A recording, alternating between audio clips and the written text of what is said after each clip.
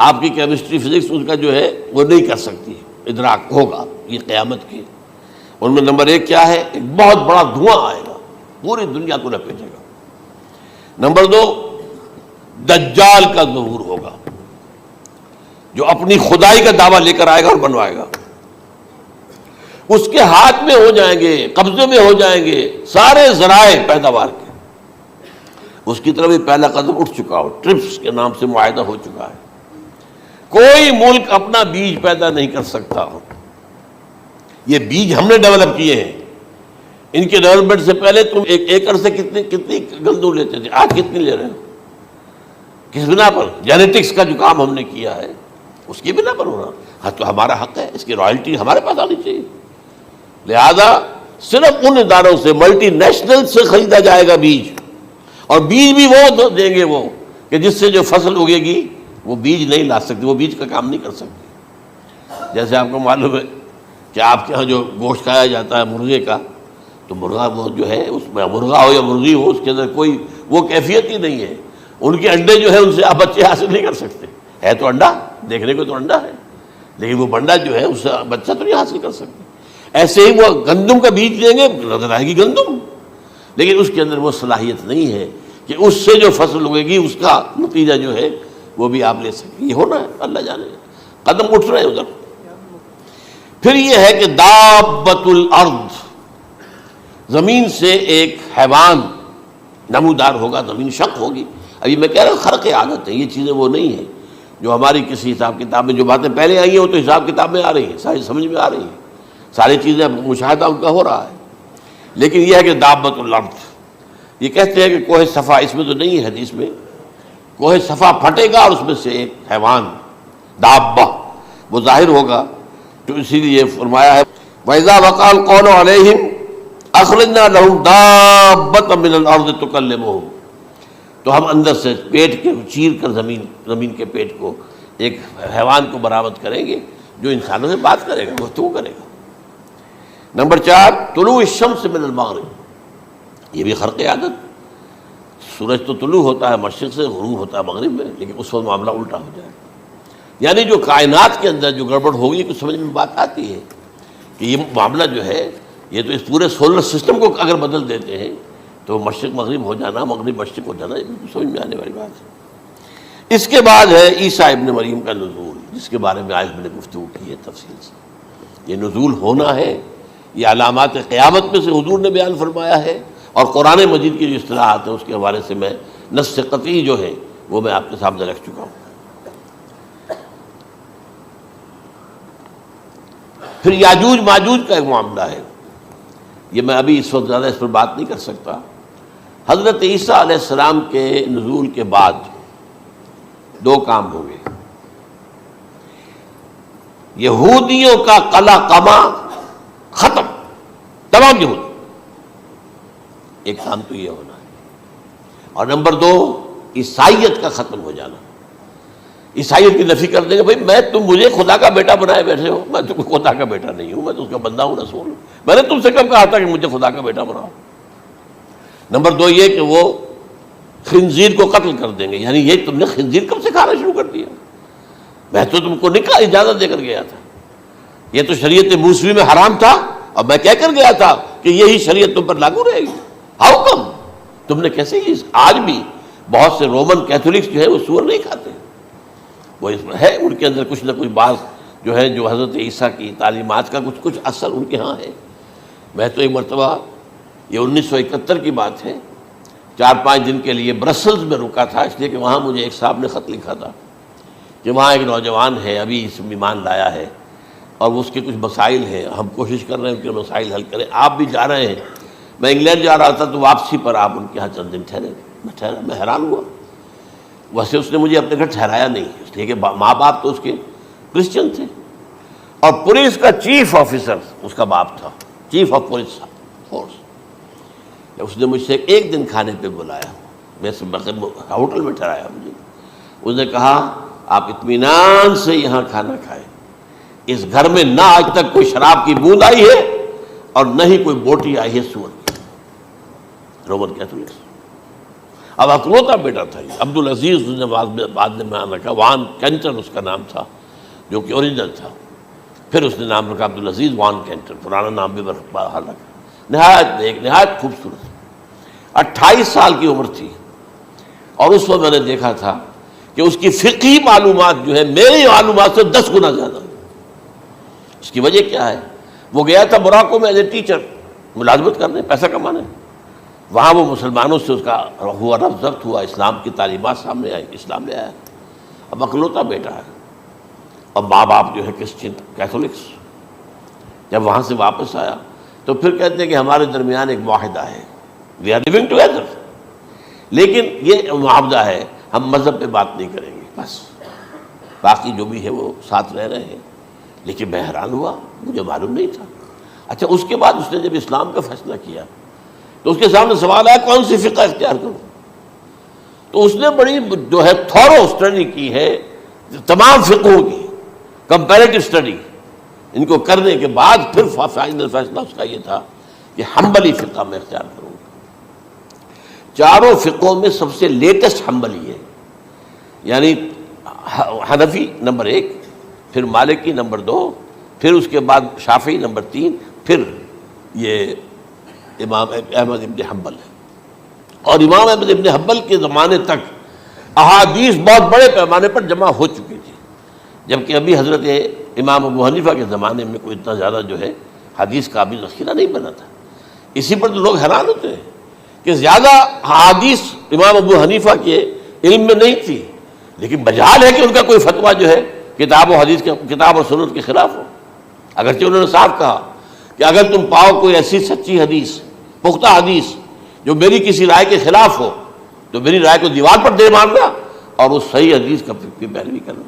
لیکن ویسے اس کے بعد یہ کمال یہ ہے کہ بہت ہی کوئی شاذ معاملہ ہے کہ جس میں ان کا کوئی فتویٰ وہ کتاب و سنت کے منافی ہو یا سنت کے منافی ہو. کتاب پہ تو سوال پیدا نہیں ہوتا، کتاب تو ساری ان کے سامنے موجود تھی.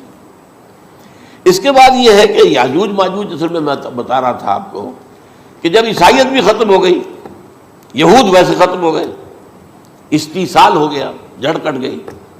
اب عیسائیت گویا کہ اسلام میں ضم ہو گئی. عیسائیت مذہب ختم، یہودی خود ختم. اب یہ طاقت کتنی ہو جائے گی؟ تقریباً 2/3 دنیا آ گئی. تمام اب عیسائی 2 ارب کے قریب ہے، 1 ارب 90 کروڑ ہوں گے، یا مسلمان بھی 1 کروڑ 50-60 لاکھ ہیں. دونوں کو جوڑ لیجیے کتنے ہو گئے؟ 6 ارب کل آبادی ہے. لیکن اس کے بعد آتا ہے یاجوج ماجوج کا خروج. یہ یاجوج ماجوج میرے نزدیک چائنا اور رشیا ہے. ان کی مجموعی طاقت اتنی ہوگی اور یہ اس طرح آئیں گے ہر اونچائی پر سے اترتے ہوئے، پھسلتے ہوئے. جیسے 1962 میں جب وار ہوئی تھی بٹوین چائنا اینڈ انڈیا 1962 میں، تو وہ اس وقت کا نقشہ مجھے آج بھی اخبارات میں پڑھتا تھا تو یاد، waves after waves of Chinese soldiers were coming down the slopes of Himalayas. یہ تو وہ ہے نا جن کی تعداد کا کوئی حساب نہیں ہے. اور رشیا اور یہ مل کر جو ہے، میرا اندازہ یہ ہے کہ جب پہلے ملحمۃ العظمیٰ ہوگی وہ عیسائیوں اور مسلمانوں کے درمیان، اس وقت یہ دونوں پاورز نیوٹرل رہے گی.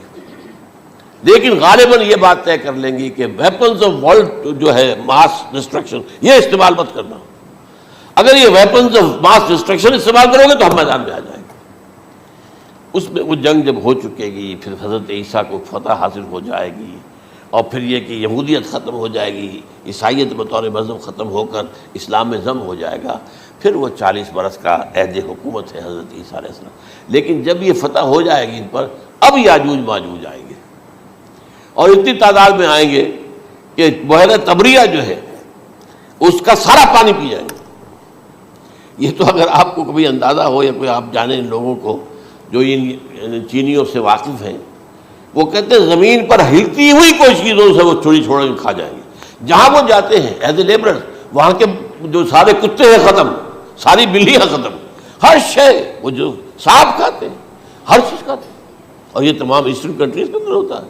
بڑی ڈیلیشس ڈشز ہیں یہ سانپ وغیرہ وغیرہ.